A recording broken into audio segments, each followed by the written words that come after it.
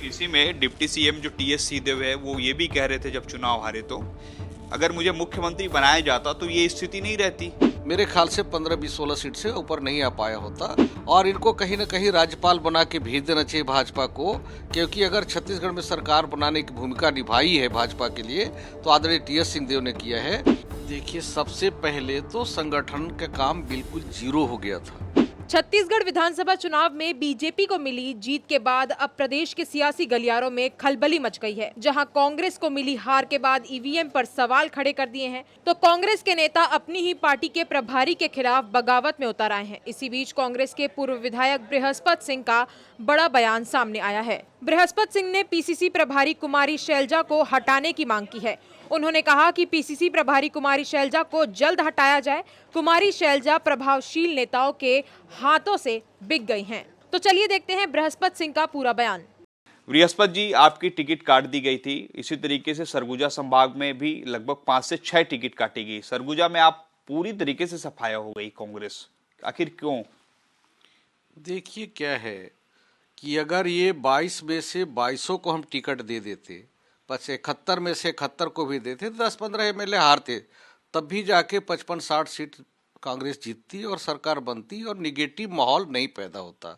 22 लोगों ने पूरे छत्तीसगढ़ में 22 तरह की बातें हुई और जनता ने उसको ऐसा नहीं है कि किसी के गले में भी हम तख्ती टांग दे चुनाव जीत जाएगा। वो इंदिरा जी के ज़माने में होता था कि जिसको हम टिकट देंगे चुनाव जीत जाएगा। जनता और कार्यकर्ता का भी मन होना तभी चुनाव जीत पाते हैं। टिकट देने से अगर हम जीतते, तो मैंने पहले भी कहा था कि 90 लोगों को टिकट देते हैं, अब 90 लोग जीत के आ जाते। टिकट देने से कोई चुनाव नहीं जीतता। जब तक उस क्षेत्र की जनता और उस क्षेत्र के कार्यकर्ताओं का सहयोग नहीं रहेगा तब तक चुनाव नहीं जीत सकते। और कांग्रेस के हमारे नेताओं का घमंड सर चढ़ के बोल रहा था, ऐसा लग रहा था कि जिसको ये टिकट दे देंगे वही चुनाव जीत जाएगा। डैमेज कंट्रोल की कोई व्यवस्था इन लोगों ने नहीं किया। कांग्रेस के वरिष्ठ नेता लगातार भाजपा के नेताओं की बड़ाई कर रहे थे, नरेंद्र मोदी जी का खुलेआम बोल रहे थे कि मोदी जी बहुत अच्छा काम कर रहे हैं, किए हैं, जरूरत से अधिक मदद किए हैं और आगे भी करेंगे। तो फिर आपको छत्तीसगढ़ की जनता क्यों वोट देगी, जब कांग्रेस के नेता खुद आप बोल रहे हो कि मोदी जी बहुत अच्छा काम कर रहे हैं। डिप्टी छत्तीसगढ़ का डिप्टी सीएम खुलेआम मंच से बोल रहा है कि मोदी जी बहुत अच्छा काम कर रहे हैं, फिर आपको कांग्रेस को क्यों वोट मिलेगा? दूसरी बात, आप ये कह रहे हैं कि कांग्रेस ने कहा कि हम छत्तीसगढ़ में सारे सेमिनार हुई और सारे नेताओं ने कहा कि छत्तीसगढ़ से जनता से किए गए वादा हमने पूरा कर दिया, और यहाँ का डिप्टी सीएम ये कहता है कि छत्तीसगढ़ से सिर्फ 12 वादे हमने पूरे किए हैं, बाकी वादे नहीं पूरे किए। लेकिन इसी में डिप्टी सीएम जो टीएस सिंहदेव है वो ये भी कह रहे थे जब चुनाव हारे तो अगर मुझे मुख्यमंत्री बनाया जाता तो ये स्थिति नहीं रहती। अगर टीएस सिंहदेव साहब को मुख्यमंत्री बना दिया गया होता तो शायद वही हालत होता जो डॉक्टर रमन सिंह की 15 साल की सरकार 15 सीटों में सिमट गई होती। मेरे ख्याल से 15-20-16 सीट से ऊपर नहीं आ पाया होता। अगर छत्तीसगढ़ में पूरा श्रेय जाता है भाजपा को बनाने का, तो भाजपा को तो बहुत ज़्यादा सम्मान टीएस सिंह को देना चाहिए था और इनको कहीं ना कहीं राज्यपाल बना के भेज देना चाहिए भाजपा को, क्योंकि अगर छत्तीसगढ़ में सरकार बनाने की भूमिका निभाई है भाजपा के लिए तो आदरणीय टीएस सिंहदेव ने किया है। क्योंकि आप याद करिए कि पहला बार एक सरकार का मंत्री होते हुए उन्होंने ये आरोप लगाया कि 7 लाख आवासीय प्रधानमंत्री आवास का पैसा नहीं दिया, और इसलिए मैंने इस्तीफा दिया, ऐसा कह के पूरे छत्तीसगढ़ में के सदन से लेकर सड़क तक और सारे कांग्रेस के नेताओं का घर घेरने का काम हुआ था छत्तीसगढ़ में, जिसके कारण ये माहौल क्रिएट हुआ। बाबा भी चुनाव हार गए। ये बाबा तो चुनाव छत्तीसगढ़ में जब आप बोल चुके हो कि मोदी जी बहुत अच्छा काम कर रहे हैं, मदद किए हैं, कर रहे हैं और आगे भी करेंगे, फिर उसके अलावा क्या विकल्प रह जाता है? छत्तीसगढ़ की जनता कहा कि भाई वही अच्छा काम कर रहे हैं तो तुमको हम वोट क्यों दें? तो इसलिए अंबिकापुर की जनता भी नहीं कहा कि जब अच्छा टीएस मोदी जी कर रहे हैं, भाजपा कर रही है, तो आपको वोट क्यों दें?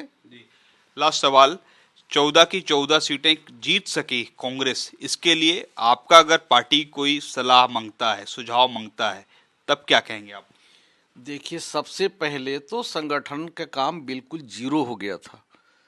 पिछले हम लोगों ने 3-4 चुनावों से लगातार माननीय हमारे स्वर्गीय नंद कुमार पटेल साहब थे, उनके समय में भी देखा, प्रभारी बीके हरिप्रसाद थे, उनके समय में भी देखा, पुनिया सर के भी सामने देखा, जो हमारे राज्य की प्रभारी हैं मैडम जब से आई हैं, ये सिर्फ ये जैसे किसी हीरो को प्रमोट नहीं किया जाता है, उस तरह से आदरणीय टी.एस. सिंहदेव को लगातार प्रमोट करने का काम सिर्फ कर रही थी।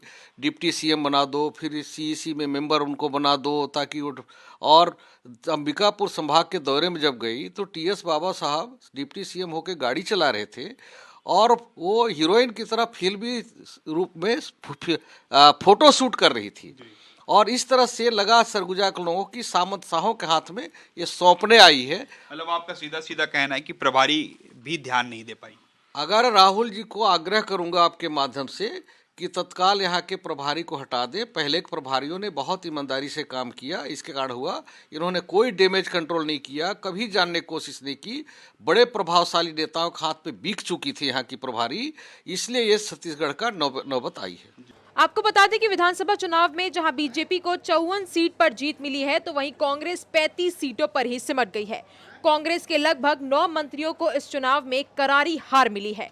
तो इस करारी हार के बाद बृहस्पति सिंह का ये बयान राजनीतिक गलियारों में तहलका मचा रहा है। इस बयान को लेकर आपकी क्या राय है, हमें कमेंट कर जरूर बताइए। और अगर आपको हमारा ये वीडियो पसंद आया हो तो इसे लाइक और शेयर जरूर करें और हमारे चैनल खबर बेबाक को सब्सक्राइब करना ना भूलें।